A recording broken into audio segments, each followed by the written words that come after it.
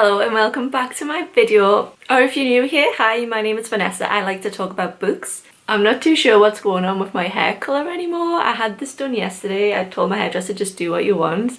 And it looks like I've walked into the hairdressers and asked for like a 90s secretary haircut. So I'm like kind of going with that.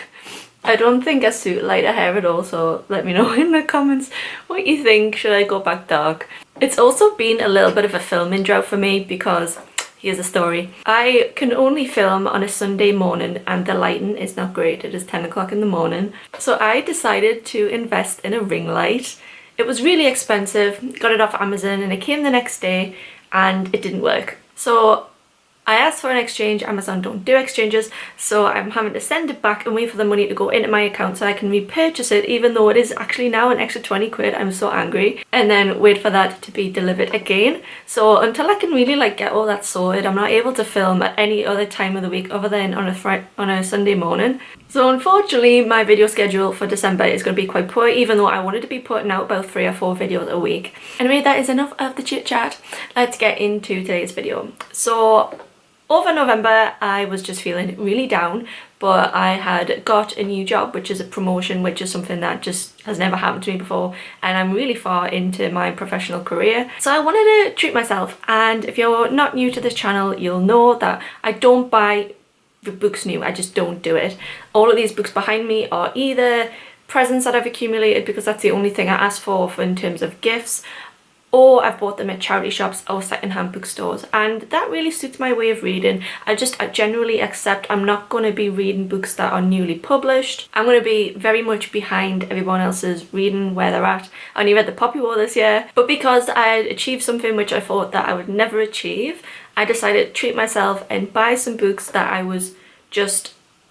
I'd been waiting on for a long time. They were never coming up in secondhand stores, and I thought I'm just gonna set this money aside and I'm gonna use that to treat myself and my subscribers as well. I had a giveaway running on my Twitter account for subscribers of my channel, and I was able to buy 3 people books that they really wanted, which I was really grateful for. So buying books for my subscribers and buying books for me really cheered me up during November in lockdown, which was another weird experience. So I have 8 books to share with you today, which are books that I've been looking for secondhand. I've just never found them, and some of them are newly released as well, and I just thought I'm just going to buy them because I feel like these are never going to come up in secondhand bookstores. And also, when am I going to get to a secondhand bookstore? I mean, shops are closed. So Someone just hit my car.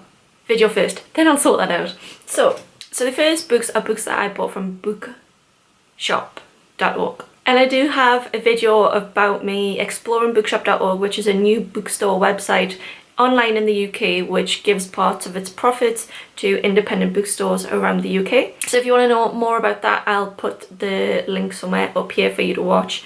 A lot of people ask me what my experience was, and I had a really good experience. So I put the order in on the first day that it opened, on the Monday. My parcel was dispatched on the Tuesday and I got it on the Thursday. So overall it was a really great delivery service for me. I thought it was handled really well. Some of the books did come a tiny bit damaged, but that's not something that I'm going to complain about. I don't know if it happened in transit in the box or if it happened in their possession. So the first book that I got was The Midnight Lie. I got this as a hardback because I like this cover better than the paperback. And it just has like the tiniest bit of damage on here, which I think probably happened in the box. Other than that, it's absolutely perfect. This is a young adult high fantasy book. I believe it's the start of a series, but I've wanted this for the longest time because I'm trying to grow my collection of sapphic novels, and the main character, I believe, is bisexual. I may be wrong in that. Check the comments because I'm sure someone will correct me on that if I'm wrong. I'm going to be honest, the blurb summary, I'm not sure how we call it here, is a little bit confusing, so I did just have to look on Goodreads to find out a little bit more about this book so I could summarize it better. And it's in a typical fantasy setting where there's a rigid class system and the main character is placed in prison for a crime that she didn't commit. She meets a stranger who tells her tales about magic existing, and she's then tempted into trying to find magic for herself. So it's interesting. It does seem to be a really quick read. The words are quite big on the page, but I've heard some great things about this. So let me know in the comments if you want an individual review for this, because not a lot of people have actually read it. If you look on Goodreads, it's only got like 1,000 reviews. So if you want to say that, you can either just thumb up this video or leave a comment. So the next one is probably the one that I wanted the most and also struggled to get the most. People who buy this book seem to just want to keep this book on their shelves because the cover is just so beautiful, and that is Woven in Moonlight. This gorgeous book is an adult fantasy novel that draws on Bolivia's culture and history and politics too. But there's like a whole magic system in it. Apparently there's a magical sloth. So in this book, the main character has a magical ability and she's able to create thread from moonlight, and she uses this ability to hide messages in tapestries. The main character is called upon to infiltrate an enemy kingdom to take down a false king, and her job is to be a decoy who is the true heir to the throne. However, it starts to become a morally grey issue and things aren't as black and white as what they seem. When this initially came out, I thought this was a standalone, but there has been a sequel for this written, and honestly the cover looks so beautiful as well. I can't wait to have the series. It does seem to be a quick read again. The words are quite big on the page. There's only like 340-ish pages. So I'm really looking forward to getting on to reading this one. I've heard such great things about it from the people that have read it, but also this is probably my vote for most stunning cover of 2020. Next we have Sorcery of Thorns, which is the second book that came from Bookshop, which had a little bit of damage. There is, you're probably not even going to be able to see this on the camera, but there's a tiny bit of damage to the spine. Like, there's like a line down here. I'm not sure if it's like scratched or if it's something added on there. It's barely noticeable, and for a book that I'm probably going to keep in my possession, I'm fine with that. I also didn't expect to get this like half cut off cover.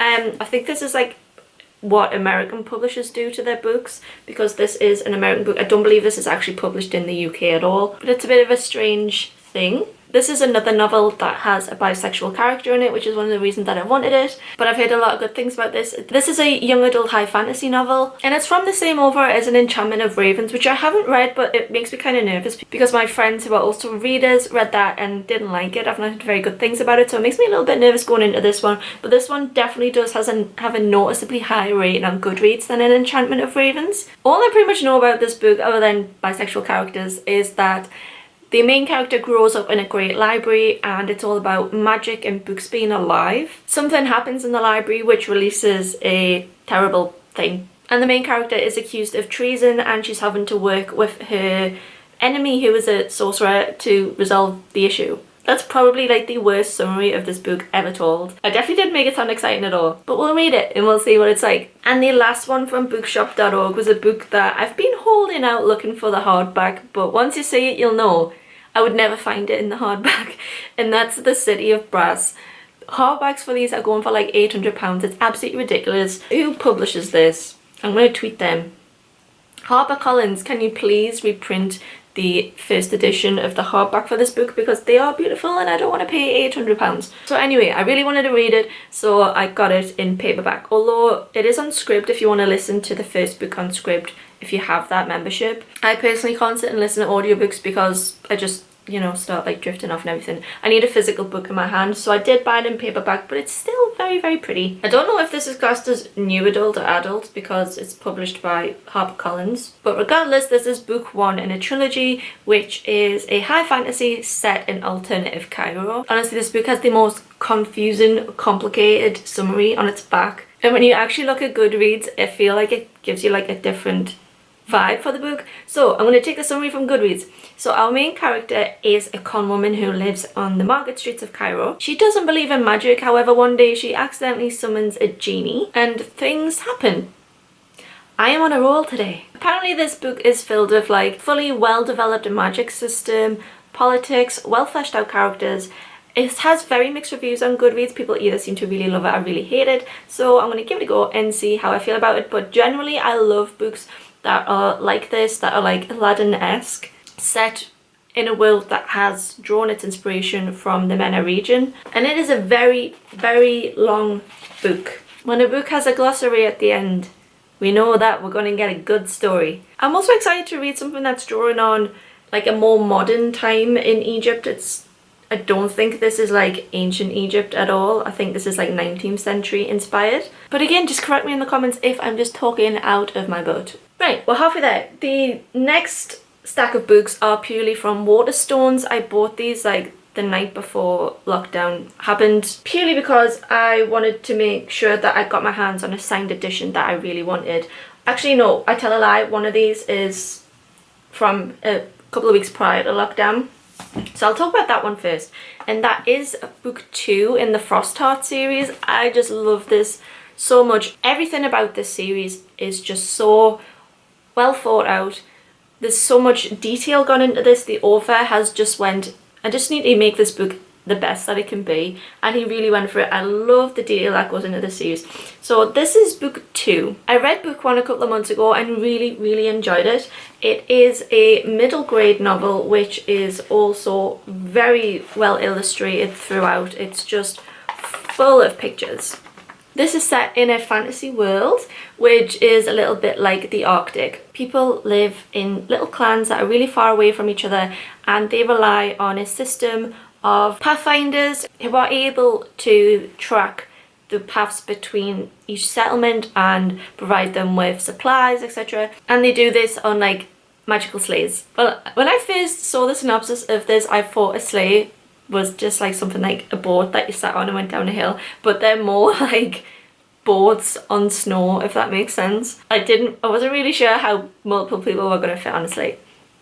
Never mind. So the main character is a boy and his parents have gone missing. They were pathfinders and they went out one day and they never came back. This wasteland snowy area is inhabited by creatures that are very deadly, and there is a myth and legend that some people have magical abilities which are able to talk to these creatures to get them to calm down and to not attack you. However, magic is considered to be really bad, and it turns out that our little boy is actually able to do this, and his stronghold kick him out. So with nowhere to go, he turns to these pathfinders and decides that now is the opportunity to try and find his parents. So he's navigating this land trying to find them, but he makes some great friends along the way. Book 1 was a 5 out of 5 star read for me. If you like middle grade, or if you're just looking for something that is a great adventure, these books are very meaty, and it would take an adult forever to just sit and read this. It took me like 2 weeks to read the first one because there was so much detail in it. It's really well written. I think anyone of all ages would really enjoy it. I think a young middle grade reader would struggle to sit and read this on their own because it is just so long and there's so much to it. But it's got some great morals about friendship, about family. It's actually a really great winter read, so I would recommend picking up Frostheart this month if you're looking for something wintry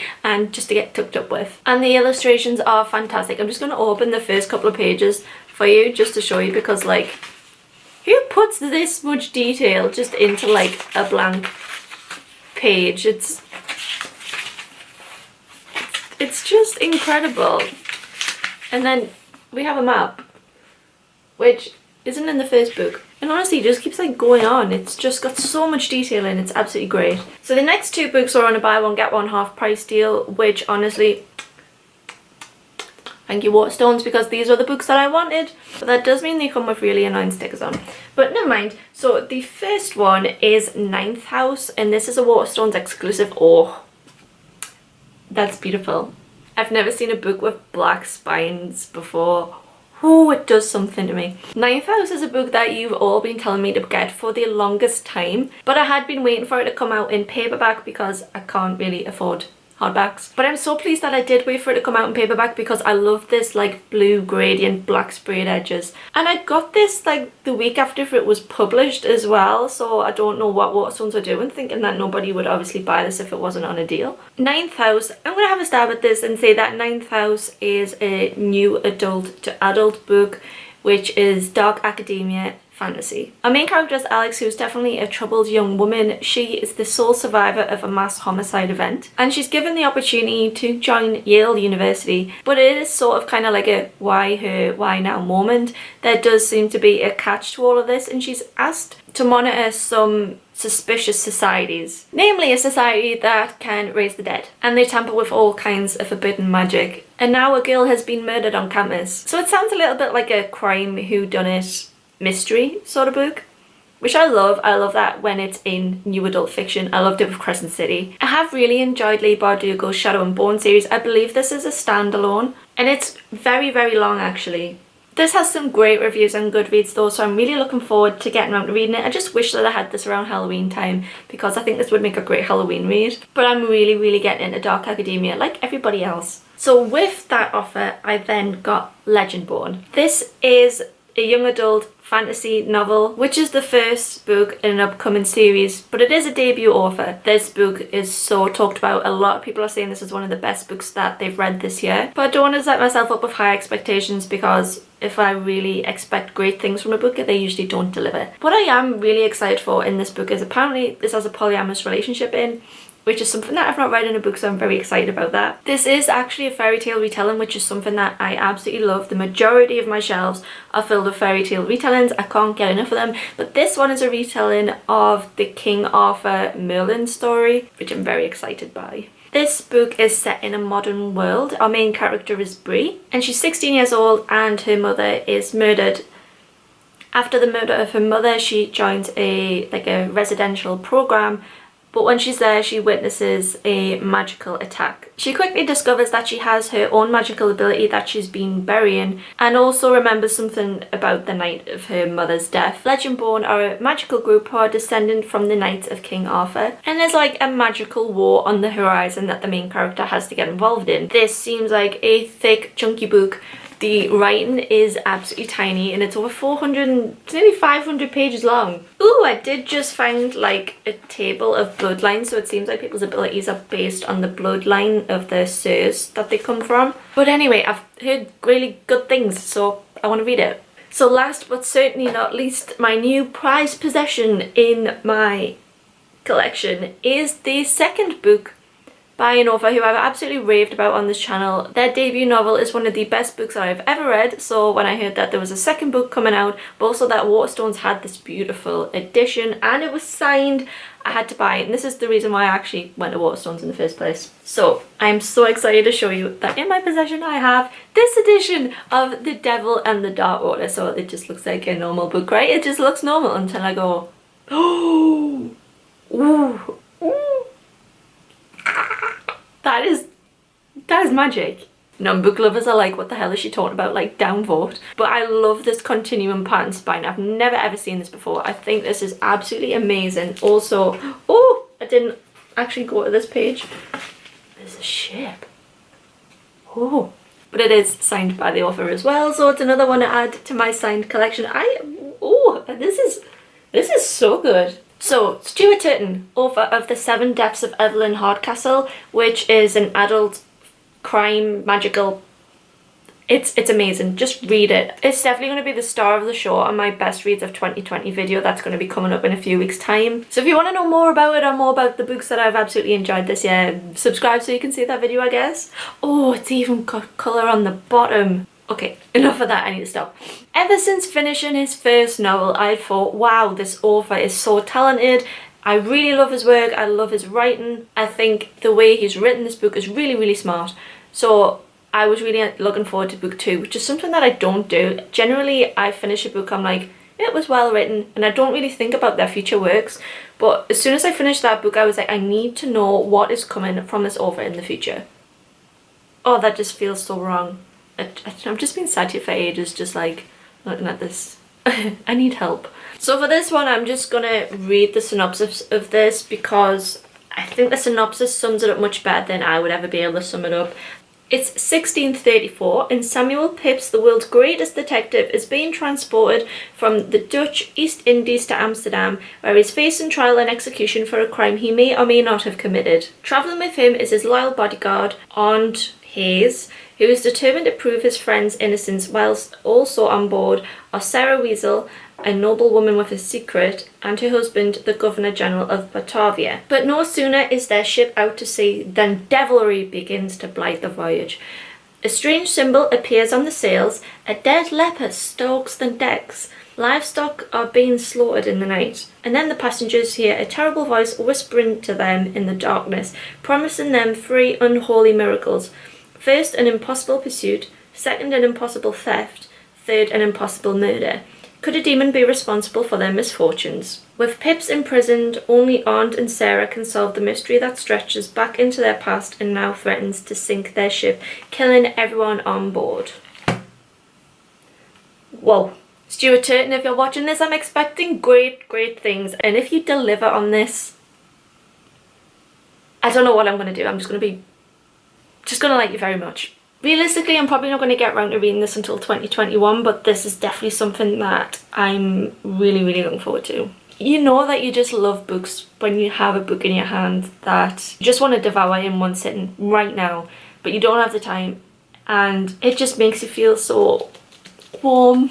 So yeah, this video took a really weird turn. But thank you for joining me in a video that is very rare, will probably never happen again because I have so much buyer's guilt.